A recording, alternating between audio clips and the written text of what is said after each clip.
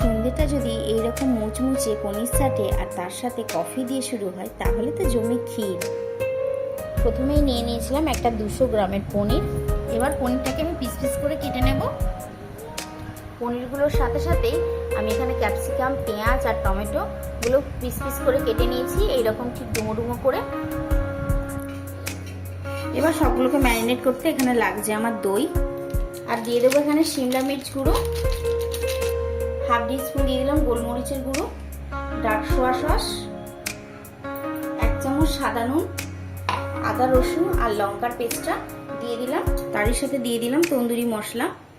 সব উপকরণগুলো একসাথে ম্যারিনেট করে নিলাম। এইবার সব উপকরণগুলো গেঁথে নেওয়ার জন্য এখানে কাঠি নিয়ে নিয়েছি কয়েকটা। কাঠিগুলো তোমরা চাইলে বাড়িতেও তৈরি করতে পারো, আর নয়তো কেনাও নিয়ে নিতে পারো। এখানে কাঠিগুলো জলে ভিজিয়ে নিলাম। সাটিগুলো ডোবানোর জন্য এখানে আমি একটা ব্যাটার করে নেবো। তার জন্য নিয়ে নিয়েছি এখানে আমি ময়দা আর একটু টেস্টের জন্য বেসন আর কর্নফ্লাওয়ার। তার সাথে দিয়ে দেবো একটু নুন আর দিয়ে দেবো গোলমরিচের গুঁড়ো। অল্প একটু জল দিয়ে ব্যাটারটাকে ভালোভাবে স্মুথ, ঠিক এইরকম স্মুথ ব্যাটার তৈরি করে নেবো। এইবার আমি সব একটা উপকরণগুলো ঢুকিয়ে দেবো। প্রথমে দিয়ে দেবো ক্যাপসিকাম, তারপরে একটা টমেটো। সব সাটিগুলো এইভাবে আমি তৈরি করে নিয়েছি। এইভাবে কোট করে নিয়ে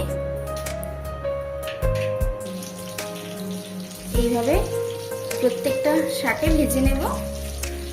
তোমাদের দাদার বন্ধুর বিয়েতে একবার গিয়েছিলাম, আর সেখানেই এই রেসিপিটা ট্রাই করেছিলাম। সেদিনই ভেবে রেখেছিলাম এই রেসিপিটা আমি একবার বাড়িতে বানাবোই, আর সেই যেই ভাবা সেই কাজ।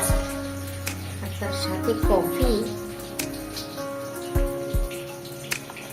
এরকম কফিটা হয়ে গেল তো জন্য কি